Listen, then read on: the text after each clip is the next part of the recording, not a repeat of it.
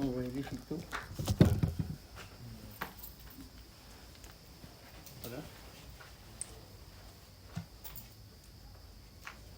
خلاص خلاص يلا شوي لا تمام شغالات. بسم الله الرحمن الرحيم. الحمد لله رب العالمين، والصلاة والسلام على سيدنا ومولانا محمد أشرف المرسلين وعلى آله وصحبه والتابعين ومن تبعهم بإحسان إلى يوم الدين. اللهم لا سهل إلا ما جعلته سهلا، فإنك تجعل الحزن إن شئت سهلا. اللهم أكرمنا بنور الفهم، وأنقذنا من ظلمات الوهم، وانشر علينا من خزائن رحمتك يا أرحم الراحمين. رب اشرح لي صدري ويسر لي أمري واحلل عقدة من لساني يفقه قولي، وما توفيقي إلا بالله، عليه توكلت وإليه أنيب. وبعد، أيها الإخوة والأبناء، السلام عليكم ورحمة الله تعالى وبركاته. قال الشيخ ابن أبي زيد القيرواني قدس الله سره في كتابه رسالة ابن أبي زيد، قال: وعلى المؤمن أن يستغفر لوالديه المؤمنين، وعليه موالاة المؤمنين. عليه شنو يا إخواننا؟ موالاة المؤمنين، لأنه يا إخواننا هذه الأمة معصومة، وربنا سبحانه وتعالى وعد الرسول صلى الله عليه وسلم بأن الأمة في مجملها لا تضل. ولذلك الإنسان دائما لما يتابع السواد الأعظم من المسلمين يا إخواننا ما بتكون عنده مشكلة. طيب يا إخواننا، يقول الشيخ يعني موالاة المؤمنين. طيب، يقصد الشيخ يعني الاهتمام بالإجماع، بإجماع المسلمين واتجاه المؤمنين، ده الشيء المطلوب. فينبغي على المسلم متابعة المؤمنين ولا يخرج، لأنه ورد في الحديث أن من شذ إلى النار. طيب يا إخوانا، ما هو دليل الإجماع؟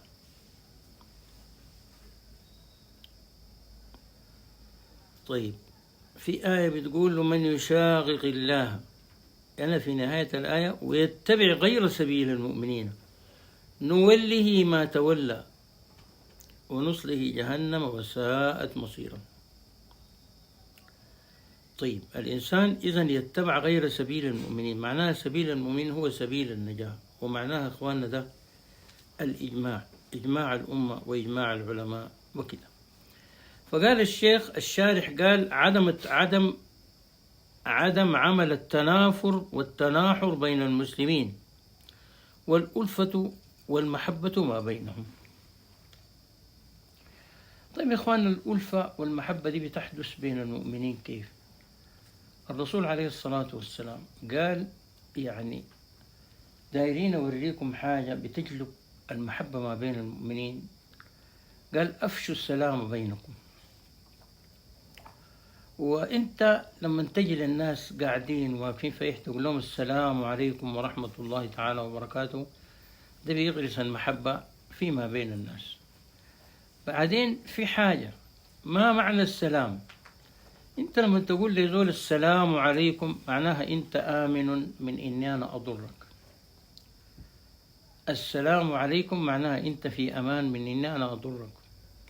ولذلك يعني الانسان بيكون في الصلاة في حضرة الله، بيسري الى حضرة الله بروحه، بعدين بيقوم يصل في نهاية الصلاة الإسرائية إلى حضرة الله، بيقوم يقول لي: ربنا التحيات لله الزاكيات لله الصلوات الطيبات. ده في نهاية الصلاة. ولما كان الرسول شيخ الحضرة وسيدها وأمام كل مصل وإنسان، أنت بتقول: السلام عليك أيها النبي ورحمة الله تعالى وبركاته، ثم تقول: السلام علينا وعلى عباد الله الصالحين. في تلك الحضرة الشريفة تسلم على كل مؤمن ومؤمنة، ثم ترجع على الزول اللي على يمينك تقول له السلام عليكم ورحمة الله، وعلى اللي على شمالك السلام عليكم، يعني أنت آمن من إننا نضرك. عشان كده دائما إخوان الناس لما يصلوا صلاة الجماعة قل ما يحصل حقد بيناتهم ولا أذى بيناتهم. ولذلك الرسول حتى ذهب صوته، كان بيقول الصلاة الصلاة إنكم لن تزالوا في اجتماع ما أقمتم الصلاة، فده سر الصلاة. طيب يا إخوانا، القصة كلها بتتكلم عن الإجماع. ففي نقطة مهمة جدا جدا يا إخوانا هنا، عدم موالاة المؤمنين معناها هي مخالفة أهل بيت رسول الله صلى الله عليه وسلم. لما أنت توالي المؤمنين معناها واليت أهل بيت رسول الله صلى الله عليه وسلم، لأنهم ديل يا أخواننا المظنون والمتحقق بأن آل بيت رسول الله لا يفارقون كتاب الله، لأن النبي قال تركت فيكم ما إن تمسكتم به لن تضلوا أبدا، كتاب الله وعترتي أهل بيتي. هذا الحديث بالطريقة دي وصل من 109 طريق حسب ما أورده الحافظ ابن عقدة. أما الحديث الثاني كتاب الله وسنتي فورد على ندور، وأورده الإمام مالك بلاغا في الموطأ. وجمع بين الحديثين الشيخ ابن أبي جمر مسلم الشغوات، قال أهل بيتي معناها سنتي، لأنه نقلت السنة من عند رسول الله، هم آل بيت رسول الله، هم الذين أعظم الناس الذين نقلوا السنة، يعني أصحاب رسول الله وزوجات رسول الله وآل بيت رسول الله. وأول سيدنا علي اللي هو النبي قال يعني أنا مدينة العلم وعلي بابها، فهم ديل اللي هو جا منهم الدين. والتمسك بالدين ده يا أخواننا هو يعني موالاة المؤمنين، موالاة أهل البيت هو التمسك بالدين والإيمان وموالاة المؤمنين كلها. طيب يا أخواننا، السيد أحمد بن إدريس رضي الله تعالى عنه كان من السابقين المباركين في هذه الأمة. فقال يا إخواننا في 3 رزايا مصايب حصلت على هذه الأمة، قال ما بتتباصر. قال المصيبة الأولى يا إخواننا إنه النبي ده عليه الصلاة والسلام كان قاعد، فجاء رجل يا إخواننا، الرجل ده أول حاجة جلابيته قصيرة وعنده دقينة، وبعدين الرجل ده وقف قدام الرسول عليه الصلاة والسلام، وكان الصحابة بيقولوا للرسول في رجل كثير العبادة، قدر ما يوصفوا للرسول النبي ما بيعرفه. أخواننا يوصفوا للرسول الزول ده كذا كذا، النبي قال أنا ما. فلما جاء الرجل ده وقف أمام الرسول صلى الله عليه وسلم، قام النبي قال لي أكنت تحدث نفسك أنك خير هؤلاء الناس؟ وشفت طبعا أول أبواب الضلال إنه يا إخوان الإنسان يظن نفسه إنه خير من أي من ظن نفسه خير من إبليس فإبليس خير منه.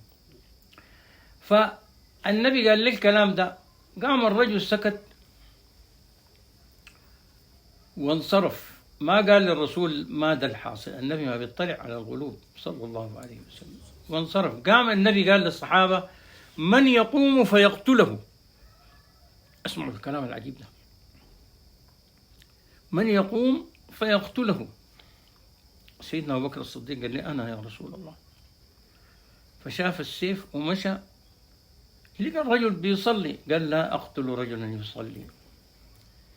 قام النبي عليه الصلاة والسلام لما رجع سيدنا أبو بكر قال من يقوم فيقتله، قام سيدنا عمر قام شايل السيف، لما مشى لقى الرجل بيصلي قال لا أقتل رجلا يصلي وقد رجع منه من هو خير مني. قام النبي عليه الصلاة والسلام قال من يقوم فيقتله، فقام سيدنا علي بن أبي طالب، النبي قال له أنت له إن وجدته. فلما سيدنا علي بن أبي طالب مشى لقى الزول ما في. فيقول السيد يعني قال النبي عليه الصلاة والسلام قال لهم لو قتلتم هذا الرجل ما اختلف من أمتي 2،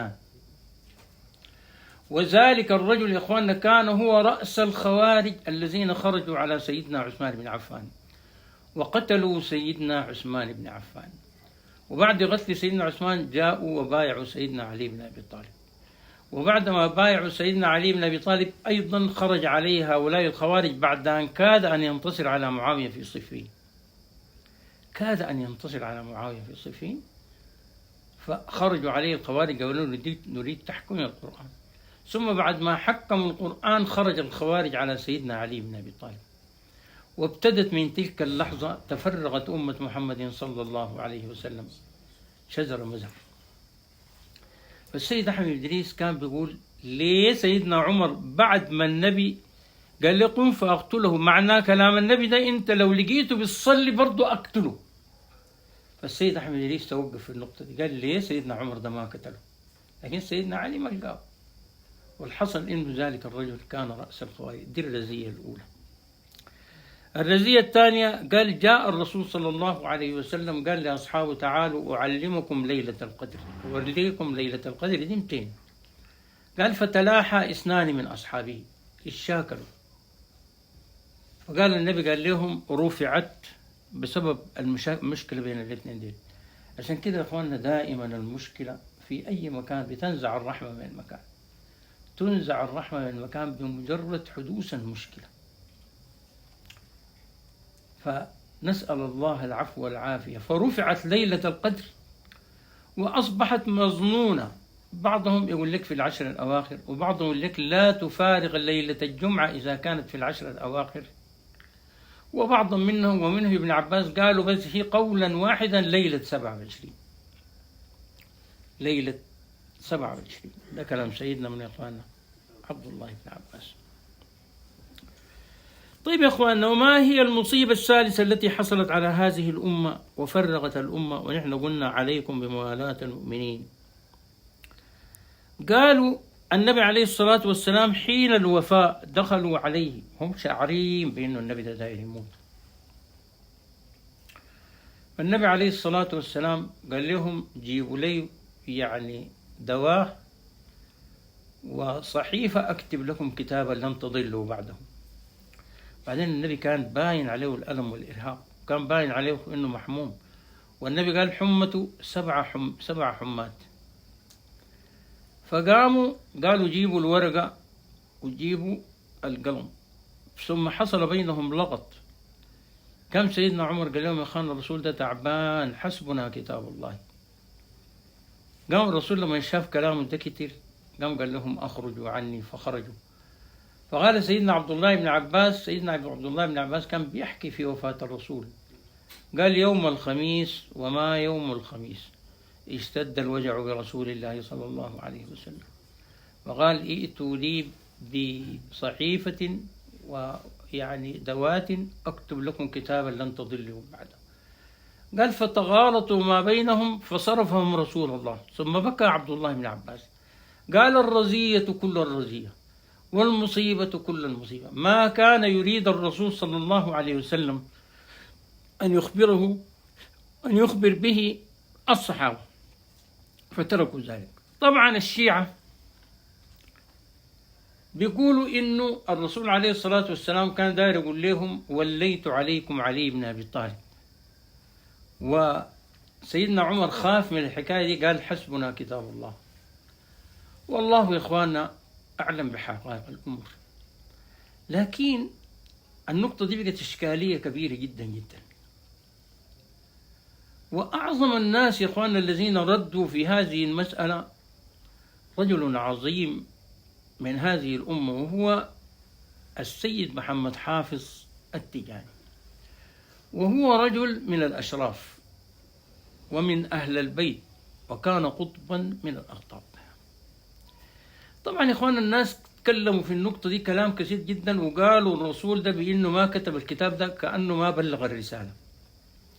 والمسيحيين قالوا الرسول كان داير في تلك اللحظة يقول لهم أنا عرفت إنه كلامي ده كله كذب وأعبد يسوع المسيح. وطبعا يا إخوان الكلام ده كله كذب. الحاصل السيد محمد الحافظ التجاني رضي الله تعالى عنه كان قطبا وكان كثير الرؤيا لرسول الله، وقيل أنه رأى رسول الله يقظة.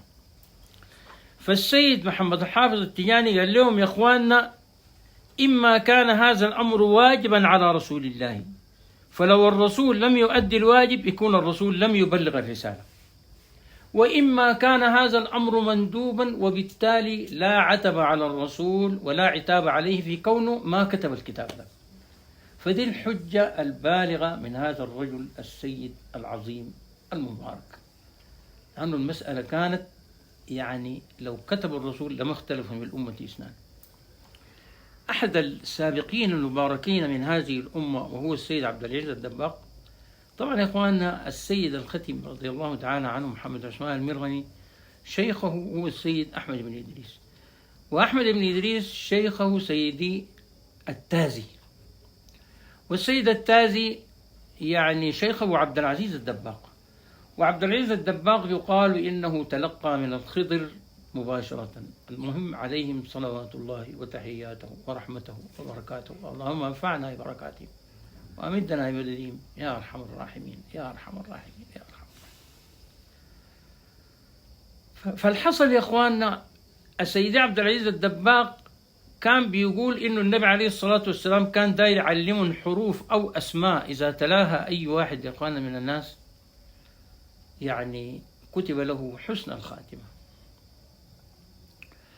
ولم يستطع إنسان أبدا أن يجازف فيدعي ماذا كان رسول الله صلى الله عليه وسلم يريد أن يقول، لأن يا إخوانا المسألة في غاية من الخطورة، لأن النبي عليه الصلاة والسلام يقول من كذب علي متعمدا فليتبوأ مقعده من النار. هل كان الرسول بيقصد من هذا الكلام دعاء أم كان الرسول يقصد خبرا؟ إذا النبي بيقصد خبرا فليتبوأ مقعده من النار، معناه خلاص اللي بيكذب على الرسول ده النار ما في. أما إذا كان كلام رسول الله صلى الله عليه وسلم دعاء، إذا كان دعاء فالمرجو من رحمة الله إنه الزول حتى الذي حصل منه هذا الكلام إنه دعاء الرسول مستجاب، لكن النبي قال اللهم أي امرئ سببته من هذه الأمة فاجعل له ذلك رحمة. فهمت يا إخوان القصة؟ ويقال إنه هذا الحديث هو الحديث الذي رواه الوحيد الذي رواه العشرة المبشرون من الجنة. طيب يا إخواننا، إذا كان إحنا حاولنا تحليل الأمور بصورة موضوعية، إحنا ما دايرين نجازف نقول ماذا كان يقصد رسول الله، لأنه ما كان في نفس رسول الله لا يستطيع الإنسان أن يحيط به، لكن نجي نعرف من أين بدأ الفساد في هذه الأمة، وننظر في كلام سيدنا علي بن أبي طالب. في أثناء كلام سيدنا علي بن أبي طالب طبعا هو ترجمان الرسول وعنوان الرسول، ربما لو تأملنا في كلام سيدنا علي بن أبي طالب حنجد ماذا كان يريد أن يقول الرسول صلى الله عليه وسلم في آخر حياته. طيب إخواننا، من الكلمات العجيبة المأثورة عن سيدنا علي بن أبي طالب إنه قال لا ينال هذا الأمر طليق ولا ابن طليق. يعني لا ينال هذا الأمر، يعني لا ينال الخلافة طليق ولا ابن طليق.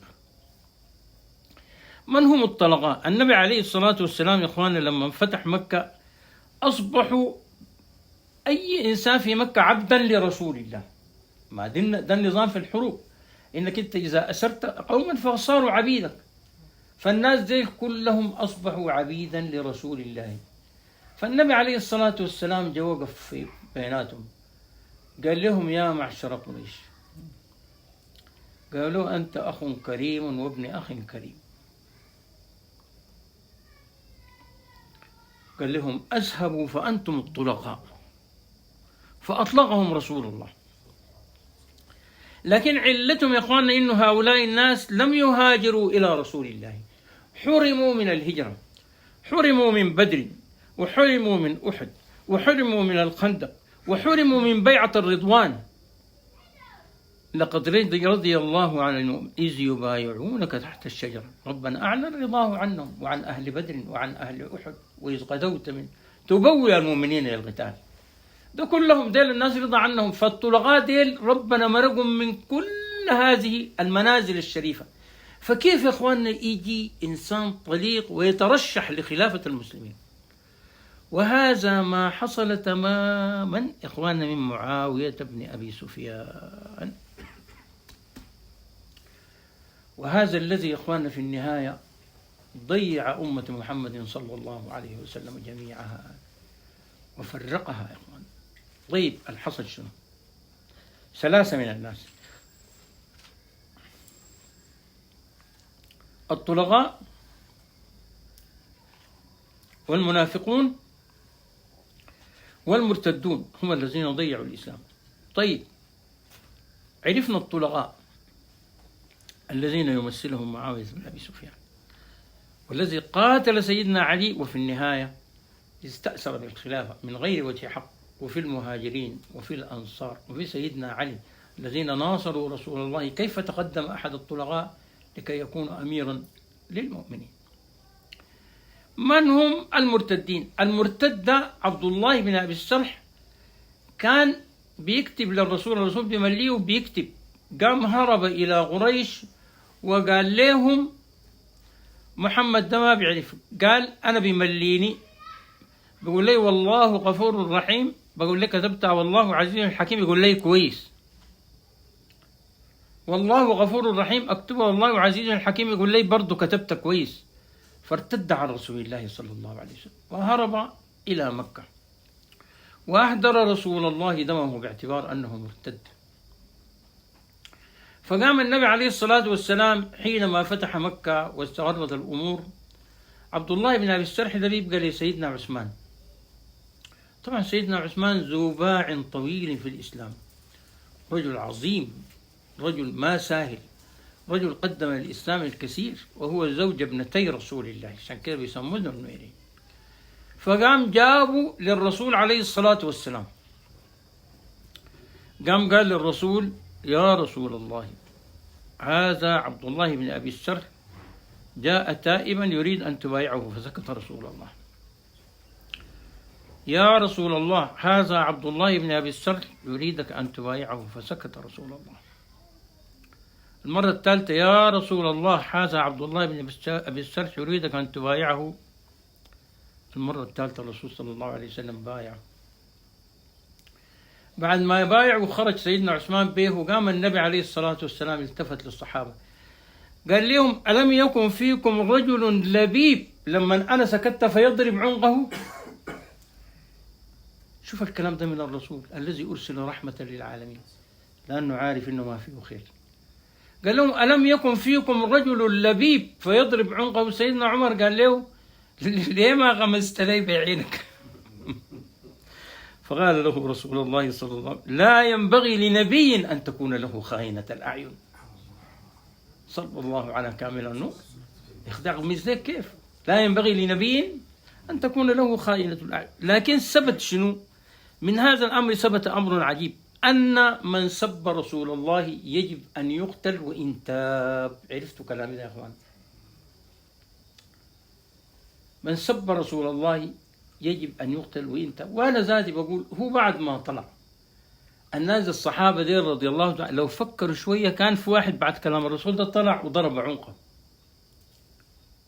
لكنهم سكتوا أدبا مع رسول الله. والذي حصل من هذا الرجل إنه سيدنا عثمان ولاه مصر، فابتدى إخواننا يفسد في مصر، ومن هنا طبعا حاول يفتح شمال السودان. قابلوه الناس من شمال السودان وبقوا جنوده كلهم أي زول ديك بنيشوا بالسهم ده، أي زول بيضربوه في عينه، بيسموه مرماة الحدق.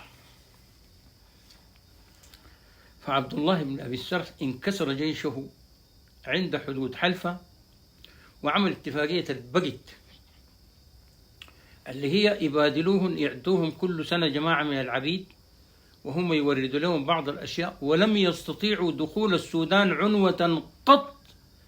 وإنما السودان في النهاية دخلوا الناس عن طريق الصوفية وعن طريق التجار، وأدخلوا الإسلام في السودان. وبعد ذاك تقريبا في القرن السابع دخل أبو زيد الهلالي، وما أدراك ما أبو زيد الهلالي. أبو زيد الهلالي كان فارسا مغوارا، ويقال أن أمه قبض عليها الفرنجة فردها إلى أهلها سيدي أحمد البدوي. فأبو زيد الهلالي كان مغامرا، وكان من قبيلة بني هلال، وقبيلة بني هلال كانوا في الجزيرة العربية، وضربتهم المجاعة، فجوا إلى مصر. فحاكم مصر كان من الفاطميين، فقام أرسلهم إلى المغرب العربي، قال أنا أضرب عصفورين بحجر واحد. قال لهم أنتوا أغزوا المغرب العربي، قال أتخلص من بني هلال وأتخلص من حكام المغرب في القيروان. فدخل حكام بني هلال القيروان واستباحوا القيروان، ثم جاءوا من بعد ذلك إلى السودان. كانت هناك ممالك المغرة وعلوة. أما مملكة المغرة فعاصمتها ضنقلة، وهي مملكة المغرة تقريبا تابعة للحبشة. السودان القديم يا إخواننا كله كان يسمى الحبشة، ولذلك إذا جزء قال لك الهجرة كانت إلى السودان ما تكذب هذا الأمر. بعض الناس بيقولوا لا، ولكنني أرجح، لأن السيد التازي الإدريسي قال يعني أمل كبير أنه يكون السفر كان إلى السودان، لأنه ما في سبب يا إخواننا بيخلي الناس ديل يمشوا من بورسودان ومحمد قول وسواكن يمشوا هناك لباب المندب. المسافة ذاتها كبيرة جدا، هم قطعوا البحر ده اللي هو 200 كيلومتر، يعني بالضبط من زي الخرطوم لشندي قطعوا البحر ده وجوا لي حتة محمد قول اللي هو قول محمد، سكنوا في هذه المنطقة. وكانت المنطقة دي أيضا تسمى الحبشة، يعني برضو اللي بيقول السودان كان اسمه الحبشة، نعم، من جنوب صحراء عيزاب اللي هي في جنوب مصر إلى الحبشة الحالية دي كلها يا إخواننا هي شنو؟ هي الحبشة القديمة. طيب الدليل على إنه المنطقة دي التي هاجروا إليها الصحابة هي شنو يا إخواننا؟ هي السودان أو هو شمال الحبشة. مسألتين، لأنه المسعودي بيقول عن الصحابة إنهم قالوا دخلنا منطقة كثيرة الجنادل. الجنادل اللي هي شنو يا إخواننا؟ الشلالات في البحر، والحبشة ما فيها شلالات. وقالوا دخلنا في منطقة شديدة الحر، والحبشة يا إخواننا ما حار. الإنسان شاف الحبشة معتدلة السنة كلها. فالحاصل إنه نزل جو إلى شمال السودان ودخلوا في منطقة محمد قول وكانوا موجودين هناك يا إخوانا. طيب يا إخوانا، ولنرجع إلى ما كنا بصدده في تفسير هذه المسائل.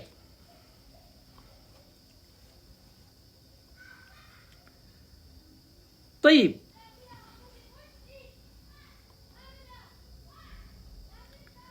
قلنا إنه أمر المسلمين يا إخواننا اتفك منذ عبد الله بن أبي السرح. عبد الله بن أبي السرح توقف في شمال السودان. بعد ذاك حصلت الفتنة في مصر. الزول ده يا إخواننا الناس ديل قالوا له شكوا منه جلي سيدنا عثمان، وسيدنا عثمان كان عمره 82 سنة وأخذ في الخلافة 12 عام. فجلي سيدنا عثمان واشتكوا له مر الشكوى. قام سيدنا عثمان قال لهم انتوا دايرين منو؟ قالوا دايرين محمد بن أبي بكر الصديق. قام ولاه عليهم ولامش استلم من عبد الله بن أبي السرح، أمش استلم منه الحكم في مصر وأصلح للناس زي أي غلط غلطوه وعالجوا. فسيدنا محمد بن أبي بكر الصديق ماشي في السكة مع جماعته، وإذا بمروان بن الحكم اكتب كتاب لعبد الله بن أبي السرح قال لي لما يجوك الناس ديل استمر على ولايتك وأقتل محمد بن أبي بكر. والزول ده الجيش هاي الجواب ده جاء داخل في نصه وقال له يا زول انت ماشي؟ قال له انا ماشي لامير مصر. قال يا اخي هو ده امير مصر اللي معانا؟ قال لهم لا انا ماشي لامير مصر القديم، مما يدل على ان ذلك الرجل المرسل كان ارسله يهودي. فيقال انه كان هناك عقلا جبارا يا اخواننا من اليهود في المدينه هو الذي يا اخواننا شنو اثار هذه الفتنه الكبرى. في ناس يا اخواننا بيقولوا هو عبد الله بن سبأ اليهودي اليمني الذي فيما بعد زعم أن سيدنا علي إله. وفي ناس يا إخواننا لأنه العلم أمانة بيقولوا إنه هو كعب الأحبار، ولكن أنا ما أظن إنه كعب الأحبار، لأنه مولانا شيخ علي زين العابدين نفى عنه هذه التهمة وقال هو كان كعب الأحبار من تلاميذ الصحابة، ولكن يبدو إنه عبد الله بن سبأ. فقاموا الجماعة لما فتحوا الجواب بتاع مروان لقوه قال لي والي مصر عبد الله بن أبي سرح أقتل الجماعة ديل واثبت على عملك. بس جو راجعين كلهم جولي سيدنا عثمان قالوا له يا عثمان انت كتبت هذا الكتاب؟ قال والله لا كتبته ولا رأيته، اما من الخط فعرفوا انه الخط خط مروان بن الحكم. قالوا له طيب الخط ده كتبه عثمان، ادينا كتبوا مروان، ادينا مروان. قال لهم يا اخوانا لكن الامر ده ما بيثبت بهذا الامر. قام جاوا سيدنا علي ومعاه كبار الصحابه قالوا له يا عثمان الولد ده غلامك؟ قال لهم البعير ده بعيرك؟ قال الكتاب ده الختم ده ختمك في الكتاب ده؟ قال أي. أنت كتبت الكتاب؟ قال والله ما كتبته. صدقوه، سيدنا عثمان ما بيكذب. قالوا طيب الخط؟ قال خط مروان. قالوا له طيب تسلمنا مروان. سيدنا علي قال لي أيخرج يعني بكتابك غلامك على بعيرك وانت ما عارف؟ فرجعوا المؤمنين مغمومين غما شديدا من الشيء اللي حصل، وقاموا الثوار ديل يا اخوانا حاصروا سيدنا عثمان.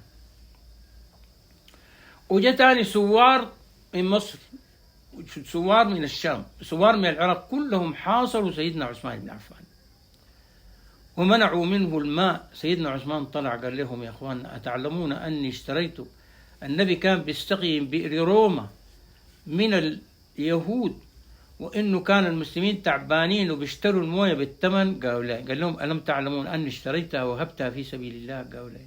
قال لهم أنتم هسه تمنعوني أنا من الماء أشرب من الموية اللي أنا اشتريتها للمسلمين؟ المهم حاصروه فترة طويلة جدا. وبعد ذاك يا إخوانا لما سمعوا إنه في جيش جاي عشان ينقذ سيدنا عثمان، دخلوا عليه فذبحوه على فراشه، فذبحوه على فراشه فقتل سيدنا عثمان. السبب في كل مأساة سيدنا عثمان ده يا إخواننا هو المرتد عبد الله بن أبي السرح. لاحظوا يا إخواننا، المرتد عبد الله بن أبي السرح، والذي في النهاية سيدنا عثمان طلب من الرسول أن يعفو عنه وتسبب في قتل سيدنا عثمان. دي نقطة عجيبة جدا جدا. طيب نمشي لقدام. لما قتل سيدنا عثمان قام معاوية بن أبي سفيان كان الوالي على الشام، كل الولاة في العراق في غيره بايعوا سيدنا علي بن أبي طالب، لأنه المدينة بايعته، وهم بايعته المدينة كان كل القرى بيبايعوه باعتبار أنه المدينة هي البرلمان بتاع الصحابة. فمعاوية أبى، قال لي سيدنا علي تسلمنا قتلة عثمان. قال لي يا أخي أنا بعرفهم من وين أسلمك لهم؟ قال لي سلمني لهم. وكانوا طمعانا في الملك. بقى أي ذول في الأمة المحمدية مستهتر وبيقوم بالأمر داير يدعي ساكت، يسلفك سلفقة ويمسك الأمر بالنفاق والضلال. الناس بيقولوا جعل المسألة قميص عثمان. جاب قميص سيدنا عثمان وكان فيه أثر سيدنا عثمان وعلقه في المنبر الأموي في دمشق، وظل قاعدين 70,000 يبكوا. أطلع أتكلم مع الناس في 70,000 من أهل الشام. 70,000، هؤلاء 70,000 يا إخواننا يبكوا جنب القميص بتاع سيدنا يا إخواننا عثمان بن عفان. معاوية أبى أن يبايع سيدنا علي بن أبي طالب، وقال للناس أنتوا تبايعوني على قتال علي بن أبي طالب.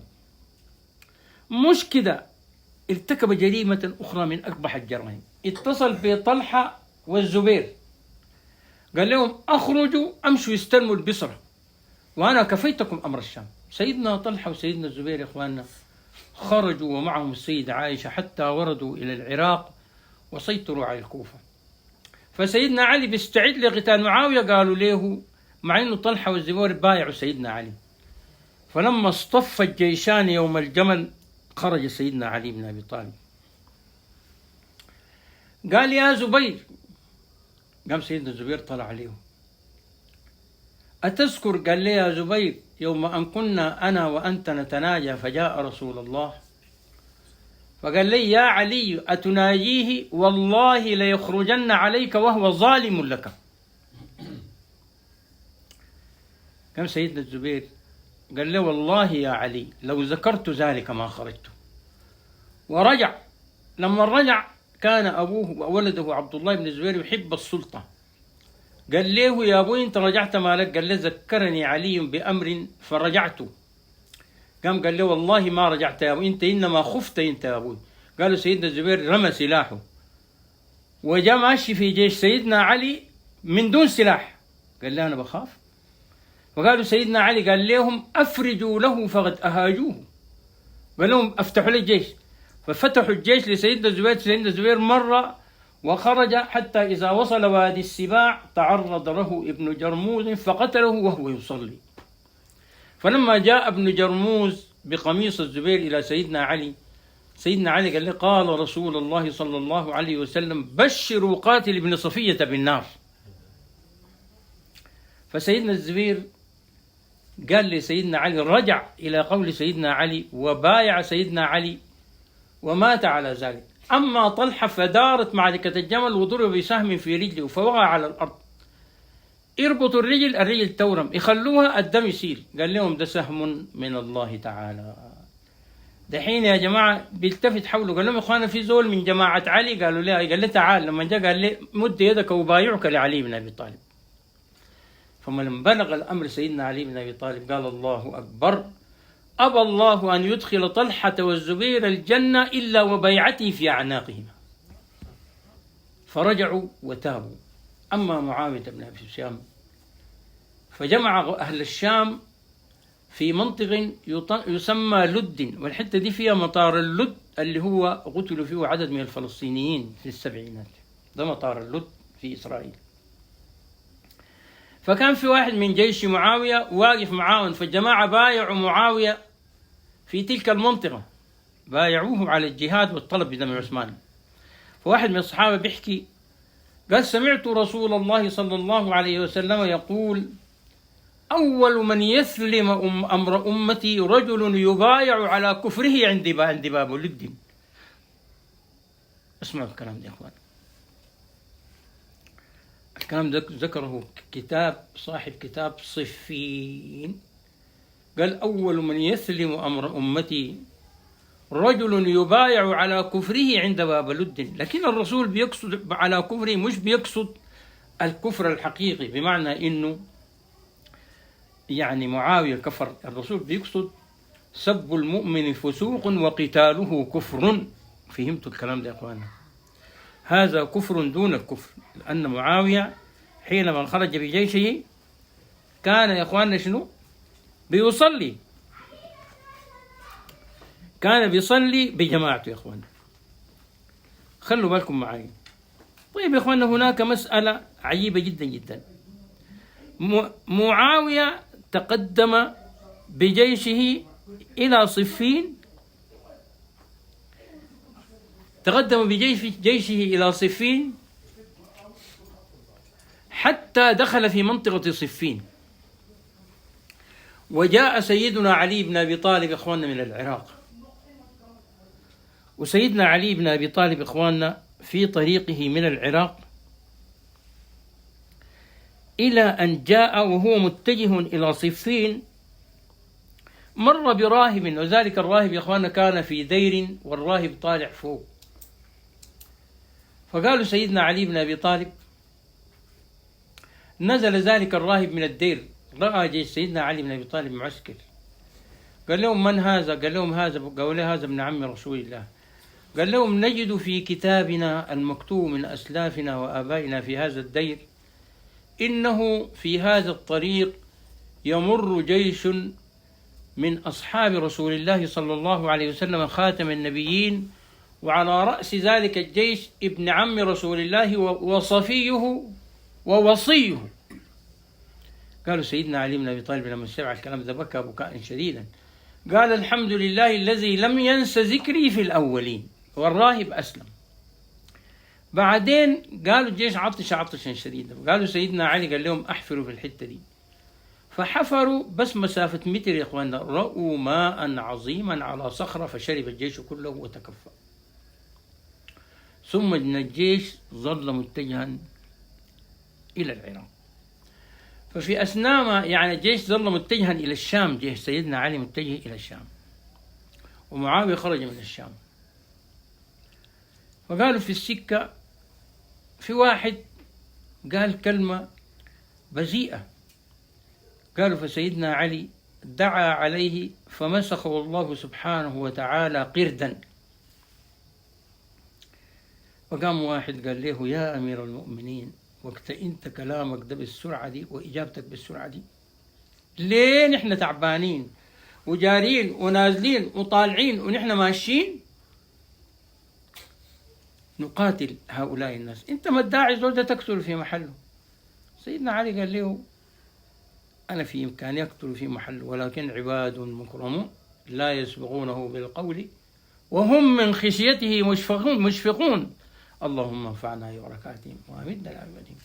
ثم تقدم جيش سيدنا علي فوجد معاوية قد سبقه إلى شرة الفرات، وقام جيش معاوية ومنع سيدنا علي، قال لهم انتم منعتوا عثمان المويه والله ما تنالوا قطرة من الماء. بس تقدم الأشتر النخعي ومعه كوكبة من أصحاب علي ضربوا جيش معاوية حتى صرفوه عن الفرات، ودخلوا على الفرات وشربوا. قاموا قالوا لسيدنا علي الناس ديل طردونا من المويه ومنعونا نمنعهم من الفرات، قال لهم لا تمنعوهم من الفرات. شوف معاملة سيدنا علي كانت بأخلاق، ومعاملة جيش معاوية بطريقة لا أخلاقية. ودي العلة الفرقت المسلمين إلى يوم القيامة، عدم الأخلاق. هم طردوا سيدنا علي من شاطئ النهر. لما نقول قالوا لسيدنا علي نمنعهم من الماء، قال لهم لا تمنعوهم من الماء. وكذلك يا أخوانا لا يصح قطع الماء عن المؤمن، حتى لو أنت حاصرت حتى الكفار، أنت لو حاصرتهم أسقيهم المويه، أسقوا المويه، ما تمنعهم الحياة، ما تمنعهم الحياة. ما بيصح انك انت تعطشن ولا تبشتن ولا تبهدلن، والشيء اللي بيحصل هسه اليومين دول في بلدنا من جد كله يا اخواننا مخالفة للدين. طيب يا اخواننا، سيدنا علي اشتبك معهم في معركة صفين، وقال شيئا عجيبا سيدنا علي، قال حضر معنا هذه الموقع أناس في أصلاب الرجال لم تحمل بهم أمهاتهم. لا حول ولا قوة إلا بالله. كيف ناس يا إخوانا لم تحمل بهم أمهاتهم؟ وده يصدق يا إخوانا بجماعة من أولياء الله تعالى يتحققون بطي الزمان. يقوم الواحد يا إخوانا روحه تطوي الزمان، يلقى نفسه يطوي الزمان صعودا وهبوطا. صعودا يا إخوانا يلقى نفسه في يوم بدر مع أصحاب رسول الله، وهبوطا يا إخوانا يلقى نفسه في يوم القيامة، لأنه العالم ده كله يا إخوانا والأرواح دي كلها موجودة. والكلام ده يا إخوانا ثبت تماما إنه بالموجات المغناطيسية بينوموا الإنسان. إذا موجوه بالموجات الطولية طوالي بيدخل في المستقبل، وإذا نوموه بالموجات العرضية بيرجع إلى الماضي. فيقال إنه من عمل هذه المسألة كان يعني ضابط في الجيش الفرنسي، فجاب امرأة اسمها مدام لامبييه وعرض عليها يعني الموجات بتاعة النقل إلى مستقبل الزمان. فيعني خدت عليها الموجات في التنويم في الدرجة الأولى. فقال لها، هي كانت عمرها زي 24 سنة، قالت له أنا شايفة نفسي بقى عمري يعني 30 سنة وأنا شابة في مقتبل العمر. ثاني زاد عليها الموجات في الدرجة الثانية، قالت له أنا شايفة نفسي بقت عمري 40 سنة. زاد عليها في الموجات الرابعة أو الخامسة، قالت لي أنا شايفة نفسي عمري 50 سنة وأنا أعمل في محل تصليح القبعات وأنا شديدة الاكتئاب. زود عليها شوية يعني الموجات، فقالت له أنا شايفة نفسي وأنا قد مت وهم حملوني وماشيين بي على المقبرة وأنا في غاية الانزعاج. فرفع عنها التنويم المغناطيسي صحت. المسألة الثانية عمل عليها الموجات التنويم المغناطيسي الموجات العرضية، قالت لي أنا شايفة نفسي صغيرة جدا عمر 7 سنوات. ثاني قالت لي أنا شايفة نفسي صغيرة جدا يعني في حجر أمي. ثاني عمل عليها الموجات زاد عليها، قالت لي أنا شايفة نفسي في بطن أمي. ثاني زاد عليها الموجات، قالت لي أنا شايفة نفسي أنا كرة نورية سابحة في الفضاء. دي الروح. ويقال إنه يا إخواننا بعض الناس شددوا عليه النوم إلى الدرجة 7. قالوا ماذا ترى؟ قال ليس إلا الله سبحانه وتعالى جل جلاله، تقدست أسماءه، تبارك اسمه، وتعالى جده ليس كمثله شيء وهو السميع البصير. فسيدنا علي يا إخواننا في واقع الصفين لما يقول حضر معنا هذه الموقع رجال لم تحمل بهم أمهاتهم، هؤلاء أولياء الله الذين كانوا يطوون الزمان، حتى إنه تلقى واحد من الناس، طبعا الناس بيضحكوا عليه يقولوا دجال، يقولوا ليه يا شيخنا ياخذ ضربة في كراعك دي شنو؟ يقولون والله الضربة دي أصبت بها في يوم بدر. الناس بيضحكوا عليك، شوف الدجال، شوف الكذاب. وده الشيء أثبته العلم الحديث يا إخواننا. وبعدين الروح أحيانا حينما ترجع من سفرة بترجع بآثار ذلك الشيء. ولذلك يا إخواننا الرسول عليه الصلاة والسلام يقول أمرا عجيب، يقول يا إخواننا الواحد إذا صحى من النوم لابد أن يغسل يده. لأنه يا إخواننا هل تصدقوا إذا أنت مثلا رأيت في الرؤية إنك أنت شغال في طين، قالوا لما ترجع إلى جسدك البشري ده بيلقوا في يدك جزء من آثار الطين ده. عشان كده الرسول عليه الصلاة والسلام قال شنو؟ قال الزول إذا صح فليغسل يده فإنه لا يدري أين باتت يده. فذكر الإمام النووي في بستان العارفين قال في واحد قالوا ليه يا أخي الرسول عليه الصلاة والسلام قال يعني صلى الله عليه وسلم، الرسول قال من يعني صحى من النوم فليغسل يده فإنه لا يدري أين باتت يده. قال لهم ده كلام فارغ. فقال النووي في بستان العارفين إن لما صحى لقى يده داخلة في دبره إلى كوعه.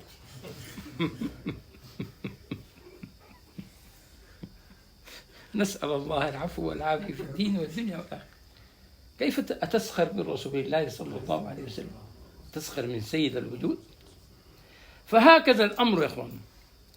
طيب يا إخواننا، ذكرنا هذه المسألة. سيدنا الإمام علي يا إخواننا قال لهم حضر معنا هذه الموقع أناس لم تحمل بهم أمهاتهم، اللهم اجعلنا منهم يا أرحم الراحمين. ثم بعد أن هزم جيش معاوية رفعوا المصاحف على الرماح.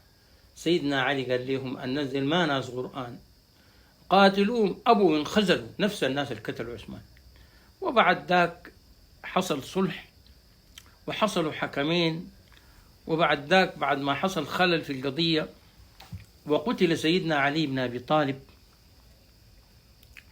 سيدنا الحسن زحف بجبل من الحديد إلى معاوية بن أبي سفيان، وكان متأكد إنه سيدنا الحسن سيسحقه سحقا.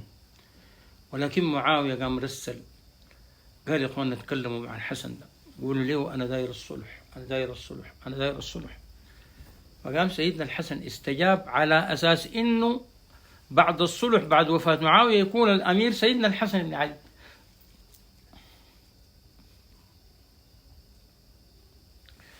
ففي أثناء ولاية معاوية يا إخواننا قتل سيدنا الحسن بالسم، ويقال إنه سمته جعدة بنت الأشعث زوجة يزيد بن معاوية.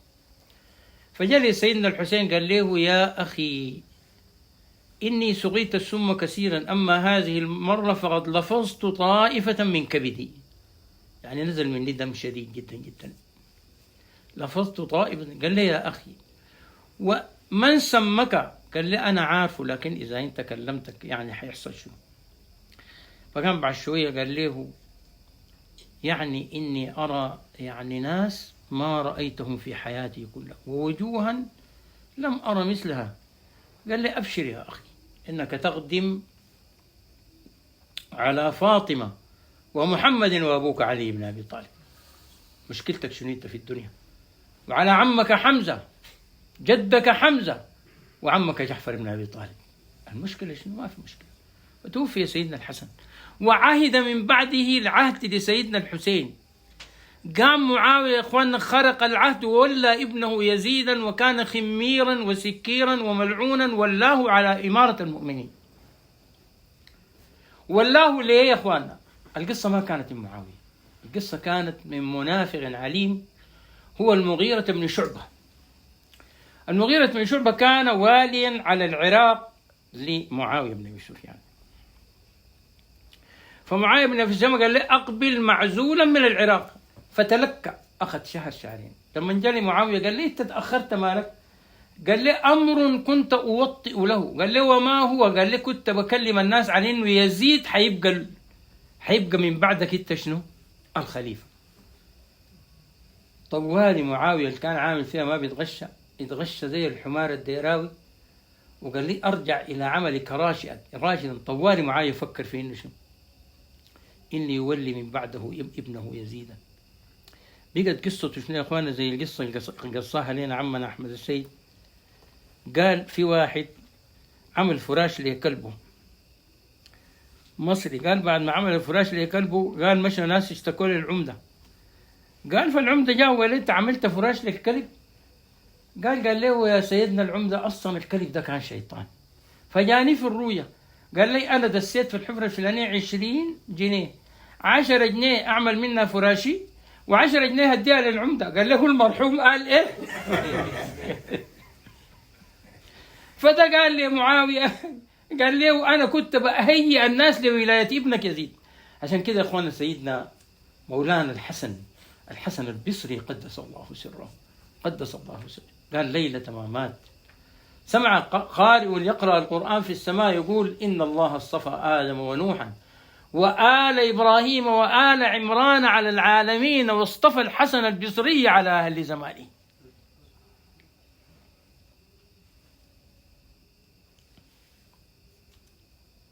لا إله إلا الله.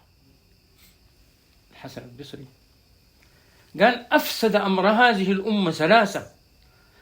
معاوية بن أبي سفيان حين ابتز أمر هذه الأمة بالسفهاء وهو طليق لا يحق له أن يترشح للخلافة. والثانية قال عمرو بن العاص حينما أمرهم برفع الأسنة على الرماح رفع القرآن بعد ما انتصر جيش سيدنا علي على معاوية فتوقف.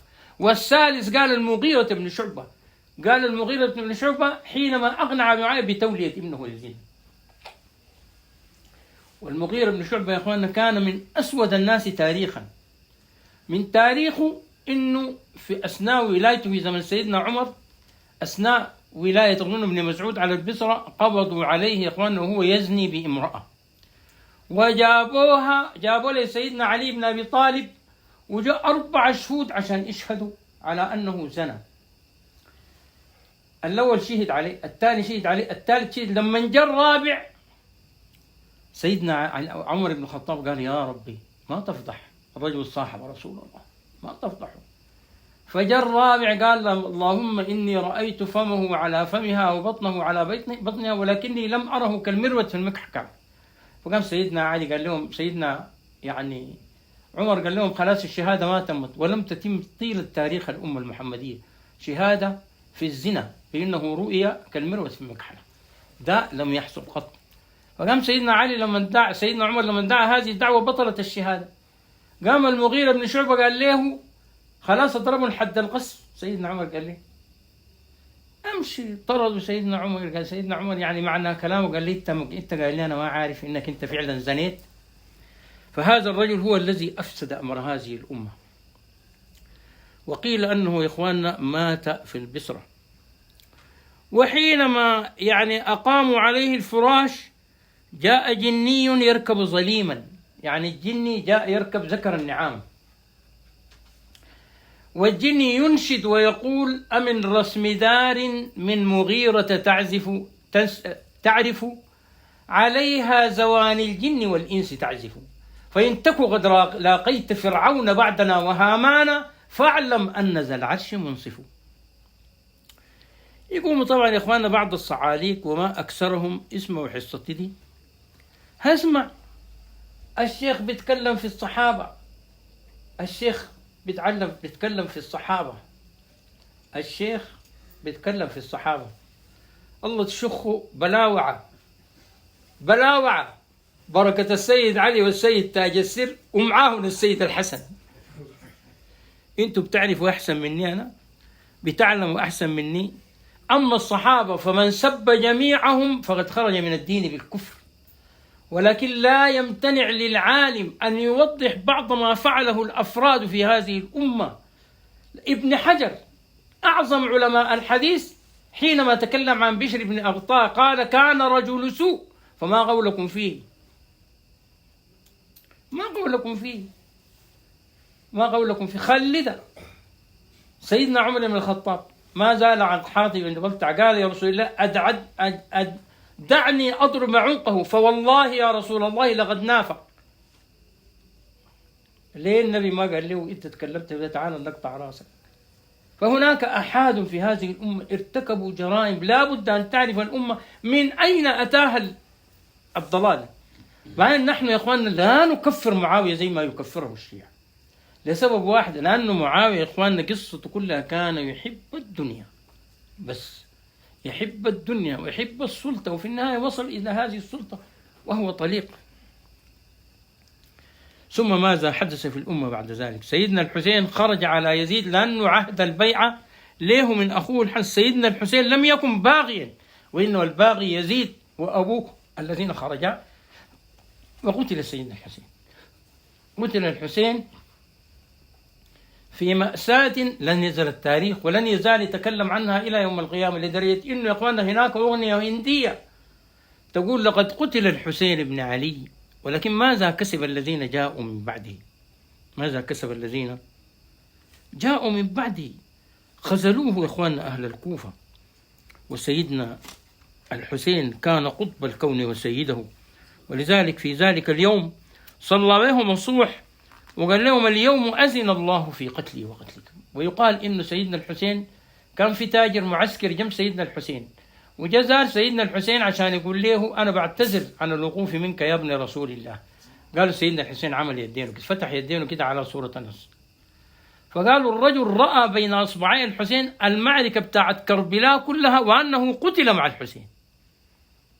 الناس دي الإخوان كانوا هينين، دي أبناء الرسول، أبناء الرسول، ولقيوا من هذه الأمة عنة وشدة. يكفي أن ابنة الحسين بعد أن قتل الحسين وكانوا عطشانين وجعانين أدوها المويه، جرت إلى البرية قالت له مالك؟ قالت لهم ماشي يا أبوي، أبوي كان عطشان.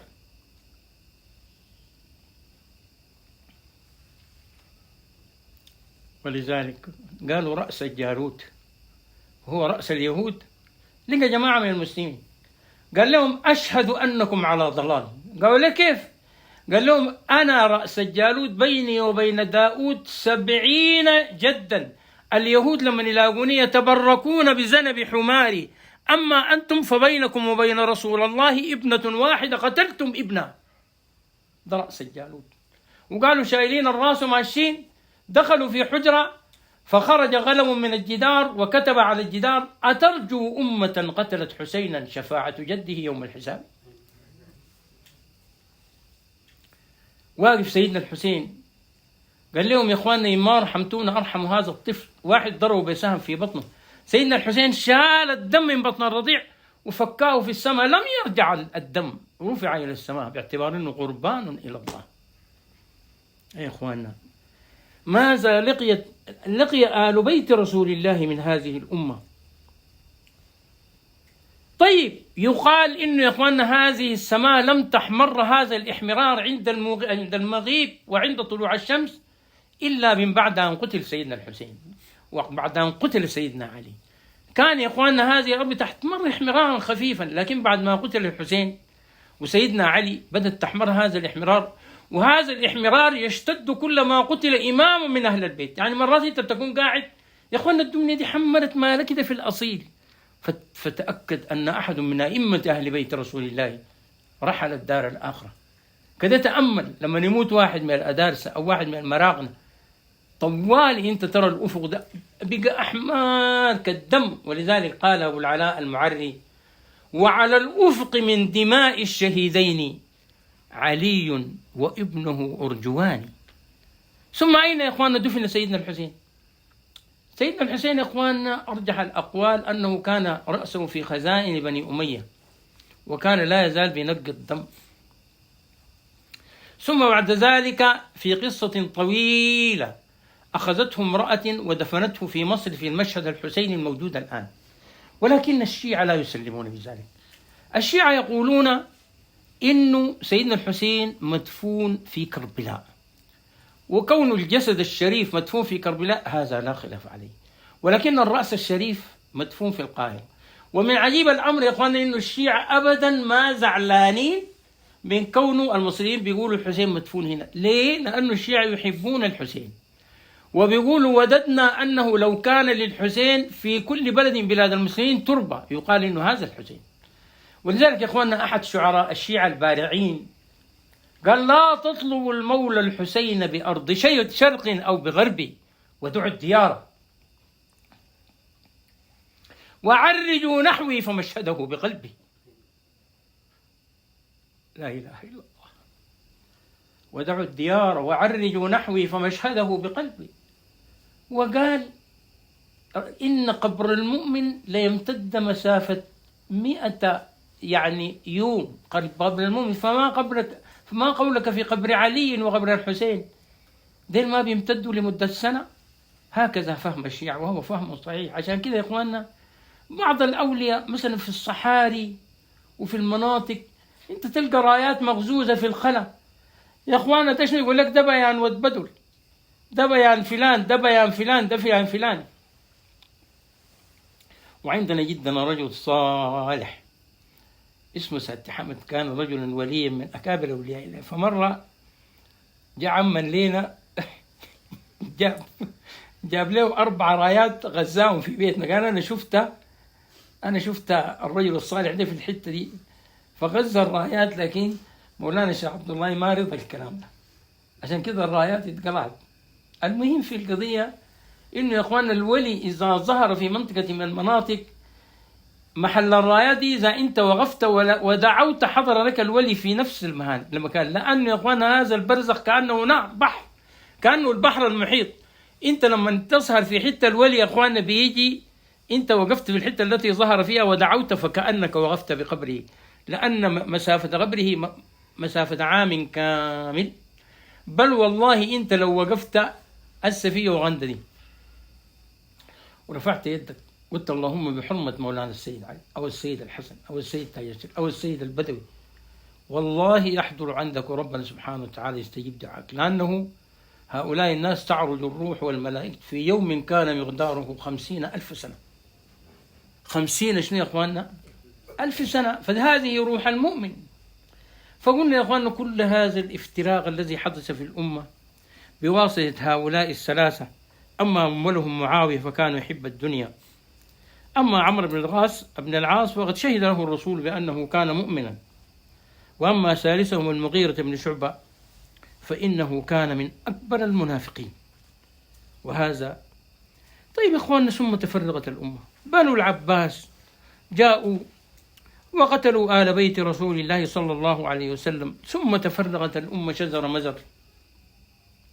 الأيوبيين والفاطميين، وبعد ذاك التتار مسمر. ثم جاء عصرنا هذا، عصر تفرق الأمة، والسبب الانقلابات العسكرية. ونقول يا إخواننا كما قال الإمام الخميني قدس الله سره: حيثما وجد العساكر يا إخواننا وجد البلاء، وجد الضلال، وجد ضياع الأمة. ومن عجيب الأمر يا إخواننا إنه نحن ناس الجبهة عملوا في بلدنا 3 انقلابات: الانقلاب الأول، وانقلاب ابن عوف، وانقلاب برهان. وأنا ما أدري مستقبل البلد ماشي على وين. وربما ربنا سبحانه وتعالى يجازيهم برضو على انقلاب دم انقلاب تاني. لله الأمر من قبل. لكن يا إخواننا حيثما حلت الانقلاب حل الضياع وحل التفرق بين المسلمين، فضعنا وانتهينا واتبشتنا، وما في موالاة للمؤمن. وافي انت نحن نعم بيقول يا إخواننا: اللهم انصر الجيش، اللهم انصر الجيش. لكن قول الجيش انتصر يا إخواننا، هل حترجع الجبهة مرة أخرى يا إخواننا لحكم السودان؟ نحن ناس الجبهة الحسنة الوحيدة فيهم إنهم سودانيين بس. دي الحسنة في الثاني، لا أزكيهم بشيء، بس سودانيين خلاص. سودانيين ما أريتريين وما تشاديين وما يحكمونا قبلنا، لكن يحكمونا بالديمقراطية يا إخوانا، ما يحكمونا بحد السلاح. وهذه الاستباحات التي تحصل يا إخواننا لبعض الناس، سواء كان هذا الأمر يا إخواننا ممنوع من ناحية شرعية. أنت تجيب الزول، أنت همجي زي الدعم السريع، أنت بتقول أنا دولة وعندي جيش وعندي بوليس، جيب الزول حاكمه، قتل أقتله، ذبح أذبحه، العين بالعين والسن بالسن والجروح والقصاص. لكن أنتوا تضربوا في النساء وتبغروا البطون وترفعوا يا أخواننا الرؤوس على الرماح. يا جماعة أنتوا بتدينوا في نفسكم وأنتوا بتشوتوا في قومكم. وها إن البرهان حظرته الولايات المتحدة من بلادتكم بعد ما الولايات المتحدة حصرت حمايتي وحظرت كل أمواله في الأمارات. بقى الأمارات ما قادرة تديه قرش ولا قادرة تديه صاروخ. برضو بديتوا ضربتوا الناس في الجزيرة يا أخواننا بالكلور. وبعض الناس لما صوروكم وجاء دولوا لكم البرهان. قول القصة دي انتهت وبقى البرهان رئيس السودان. وين ربنا كتب له عمر طبعا نفس طريقة الدكتاتوريين. حيبتدي من البداية يقول يا أخواننا أنا داير أرشح نفسي رئيس الجمهورية ويفوز ب 99.9 ولا زال شعبنا المسكين كأننا بني إسرائيل في التيه 40 عاما. 40 عاما يا إخواني إحنا في التيه، من ضياع لضياع، من ضلال لضلال. ولذلك قالوا عندنا ولد رجل من جماعتنا اسمه ود الفيل، كان دائما بيخدم السيد علي ويجيب له كتاب الفتوحات المكية. فمرة جاب كتاب الفتوحات المكية لمولانا السيد علي، ومولانا السيد علي بعاين كده في الكتاب وبعاين مولانا السيد علي. يوم قال لي يا سيدي مستقبل السودان شنو؟ قال السيد بقرا سكت. طبعا المراغنة الذين اخواننا كمنهج رسول الله ما بيشبروا ما بيتكلموا سريع. يا سيدي المستقبل السودان شنو؟ السيد بقرا يا سيدي مستقبل السودان شنو؟ قال لي مستقبل السودان أسود. وده الكلام اللي قاله أبونا والدولي، قال سوداننا حبا لجمع المال سيهلك الجل من القتال، سيهلك الجل من القتال. لا خير في السودان بعد الآن، لا خير في السودان بعد الآن. وهذا يا إخواننا ما حصل تماما. نحن من مصيبة لمصيبة. قالوا أهلنا المصريين اللي خاف من العفريت يطلع عليه هجان. فإخواننا هذا كان، أنا ما تميت الحصة لأنه هذا كان بعضا مما هذه الحصة الشيخ قال عليك موالاة المؤمنين. علينا موالاة المؤمنين، لكن من الذي ضيع وحدة المسلمين؟ من الذي ضيع وحدة المسلمين؟ من الذي ضيع وحدة الصحابة؟ من الذي ضيع الأمة الإسلامية كلها؟ من الذي من وماذا كان يريد رسول الله أن يقول في وصيته؟ أكما يقول المسيحيون الذين يعبدون إلها على الصليب صفع على غفاه وبصق في وجهه. نعبد إله على الصليب نحن؟ الرسول كان بيقول كده. الرسول كان بيقول والله ما أخاف عليكم أن تشركوا بعدي. قالوا يا إخواننا يخرج نور من قبر رسول الله ومن قلب رسول الله. حينما تكل هذه الروح عن حمل الإيمان يدخل هذا النور في قلب المؤمنين فيملأ القلوب بالإيمان فتشهد أن لا إله إلا الله وأن محمد رسول الله. والله ما أخاف عليكم أن تشركوا بعدي. هسه انتوا قايلين احنا لما نرد على هؤلاء الملحدين احنا خايفين من ضياع الأمة؟ احنا ما خايفين، لكن دايرين نقرعهم عشان يعرفوا انه في شخص ما بيرد عليهم وانه هم ما مطلوقين ساي. وآخر دعوانا أن الحمد لله رب العالمين. لو الحصة طولت انت ممكن تكفلها ونحن بنفتح الباب للأسئلة. لو ما طولت خليها. في واحد شوفوا اخوانا عنده سؤال.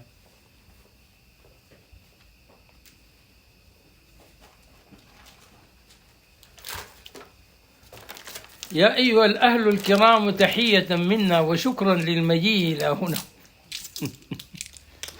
ما في واحد فيكم عنده سؤال يا أخوان؟ يا مولانا نعم ولد. المغيرة بن شعبة الأحاديث المروية عن طريقه.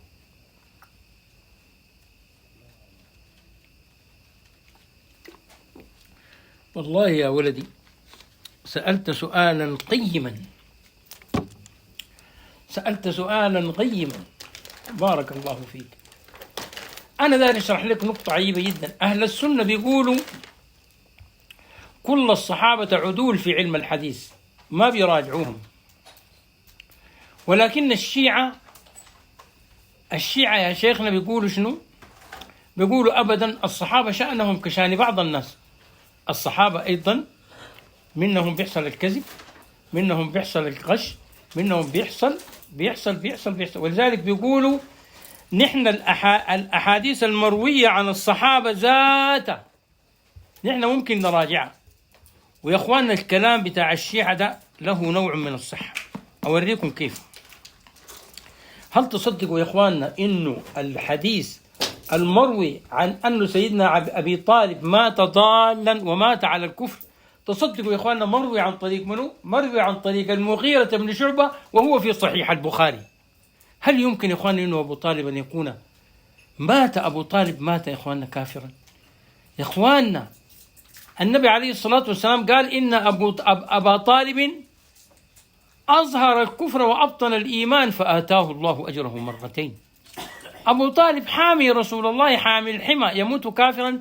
فهذا الحديث علته أنه رواه المغيرة بن شعبة.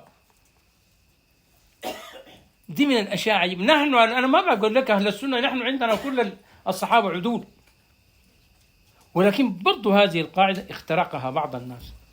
وإحنا لما نجي نتكلم في هذه القصة بنبين لكي نبين للناس بعض الأشياء المشكلة غاية الإشكال. نحن لا نفتح الباب قط لسب الصحابة، من سب الصحابة بأجمعهم فقد كفر. لكن كونك أنت لبيان بعض الأشياء وعالم يوضح للناس ده حصل كده وده حصل كده وده حصل كده. من الأشياء الغريبة يا أخواننا في عند أهل السنة إنهم بيقولوا إنه علي اجتهد فأصاب ومعاوية اجتهد فأخطأ. يا أخواننا وبيغالطوا الحقيقة إنه لا اجتهاد مع النص. النبي عليه الصلاة والسلام أشار إنه الإيمان يدور مع علي حيث دار. معاوية وين ليه ويجتهد؟ ولو قلنا مجتهد بعد ما قتل سيدنا عمار، ليه معاوية استمر في القتال؟ أم إنها محاربة لرسول الله صلى الله عليه وسلم، والنبي قال تقتل عمارة الفئة الباقية ودي الفئة الباقية. عشان كده دي نقطة مهمة. نحن لا بنطعن في صحيح البخاري ولا بنطعن في الصحابة، لكن بيقول في حاجات يا إخواننا الواحد يفكر فيها بعقله وينظر إليها. ظلت الأمة يا إخواننا 14 قرنا يا إخواننا يرددوا في إنه عائشة الرسول تزوجها عمرها 9 سنوات. يا إخواننا ده كلام كذب وضلال ونفاق. وهذا الكلام يا إخواننا في أحاديث دست من بني أمية على السيدة عائشة يا إخواننا على أرجح الأقوال إنه الرسول تزوجها عمره 18 سنة. أصل الصليبيين ينبذوا يقول لك النبي اغتصب السيدة عائشة، وظلينا 1400 سنة نقول السيدة خديجة تزوجها الرسول عمرها 40 سنة. طيب ولدت كيف يا إخواننا 6 أطفال؟ ولدت كيف؟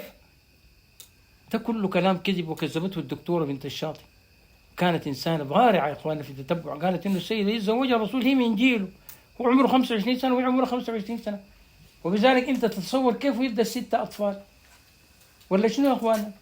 ففي أحاديث كان يعني أستاذنا مولانا شيخ عبد الله بيقول إنه كلموا الشيخ السراج قال له البخاري انتقد فيه 18 حديث، وإلا لو جاء واحد قول من أهل السنة أو من غيره قال القرآن ده ولا فيه حرف قال البخاري ده ولا فيه حرف كذب، نقول له كذبت. إذن أنت جعلت البخاري كتاب الله. نحن لا ننكر في البخاري ولا ننكر في صحيح السنة ولا ننكر في السنة ولا ننكر في أي شيء، لكن يا إخواننا هناك حديث حصل استدراك عليها.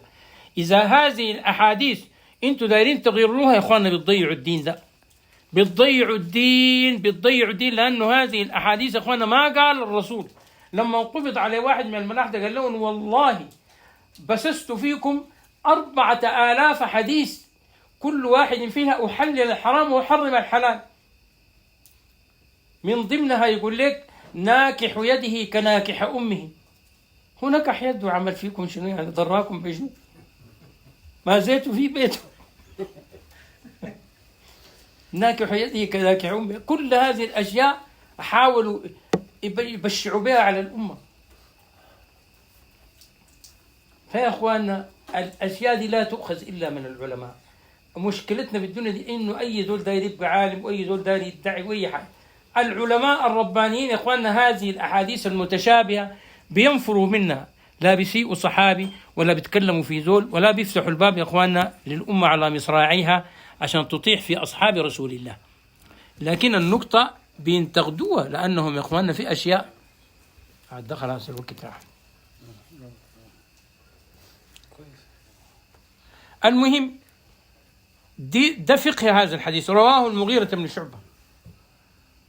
طيب يا اخوانا، تاني في زول فيكم عنده سؤال؟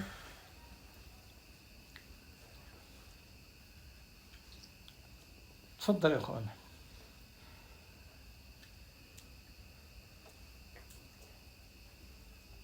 خلاص جفت الأقلام ورفعت الصحف. طيب. اللهم إن ذنوبنا كذا. الله، الورقة جاتني وأنا نسيتها كذا، أحاول أرد عليها سريعا، لكن لأنه يا أخوانا الفيديو ده لما يبقى طويل ما بيترفع للناس. في سؤال يا أخوانا،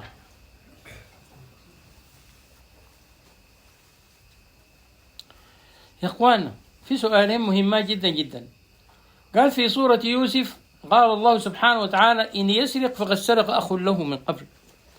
طبعا القصة وما فيها يا إخواننا إنه بعد سيدنا يوسف ثبت على بنيامين السرقة، قاموا أخوانه قالوا لي إن يسرق فقد سرق أخ له من قبل.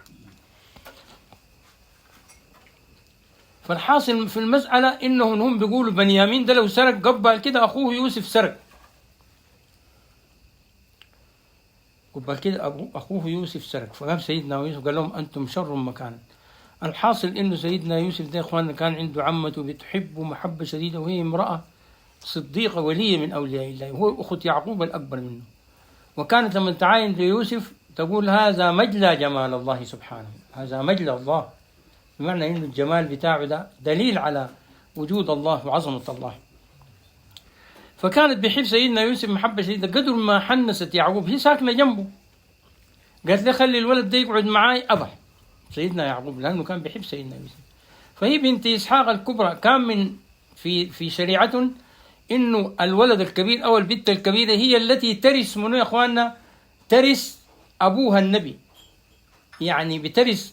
فورثت سيدنا إسحاق يعني ورث من أبوه إبراهيم الحلة التي جاءه الله بها في النار.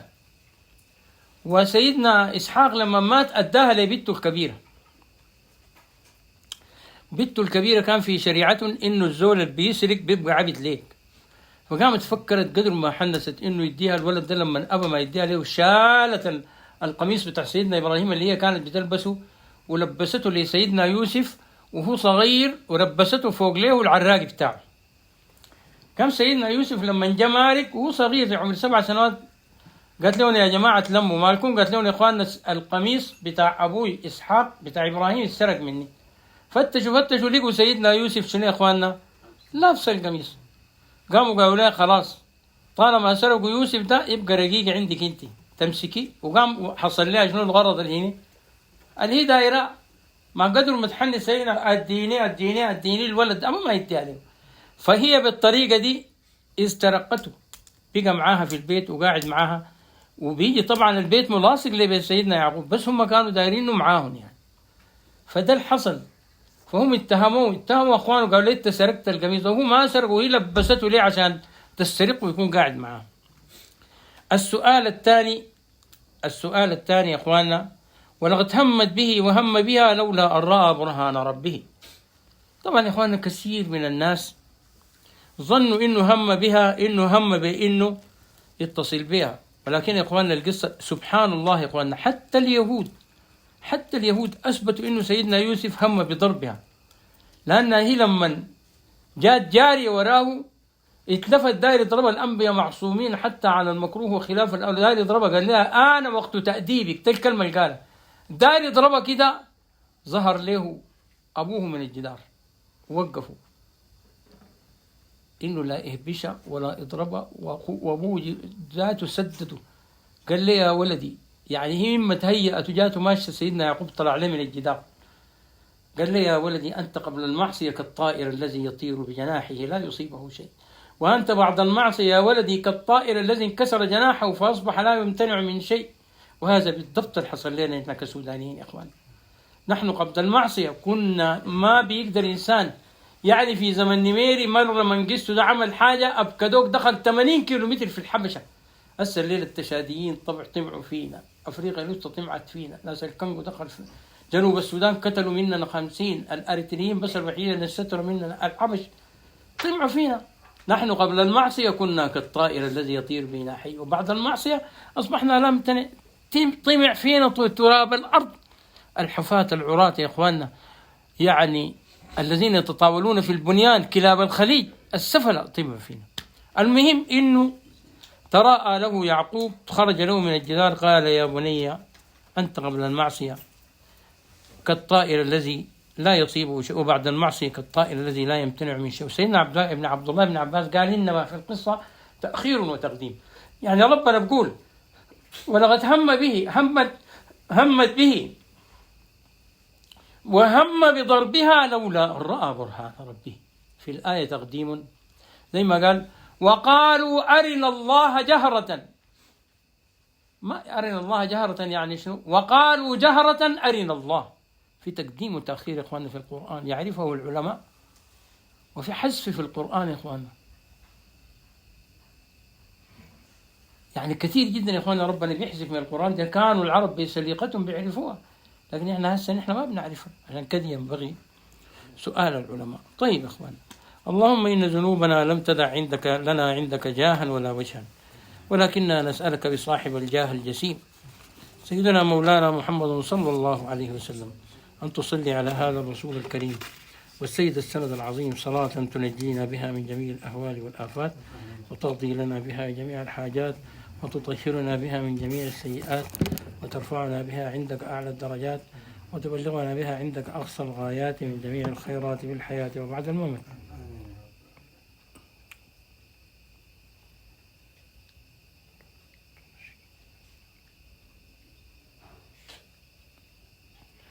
الفاتحة للوالدين والأستاذ.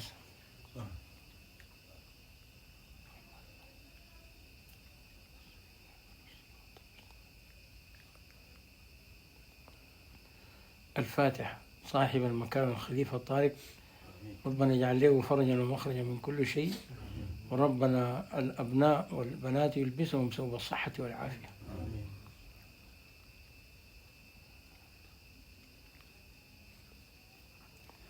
بنية الفرج والشفاء ودفع البلاء والنصر على الأعداء، وإلى أرواحكم وأرواح آبائنا وآبائكم وإخواننا وإخوانكم وجميع المسلمين. الفاتحة.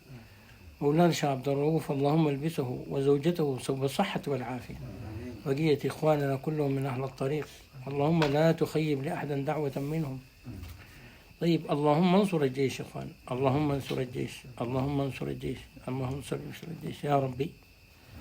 ارزقنا عقل بعد يميز به بين الصح والغلط، يميز به بين الصح والغلط يا إخواننا، لأنهم فضحونا بين الدول. الدعم السريع، اللهم انتقم منهم انتقاما لا يتعطل ولا يتبطل، وكل من نوى بهذه البلد شرا اللهم أردد عليهم سهامهم. أما جماعة قحط فأقول فيهم قد جننوا الشعب من حلفة إلى ربكي، قد جننوا الشعب والشعب ما بين مهتوك ومنتهك. يا رب حطمهم، يا رب مزقهم، واجعل سراويلهم محلولة التكك.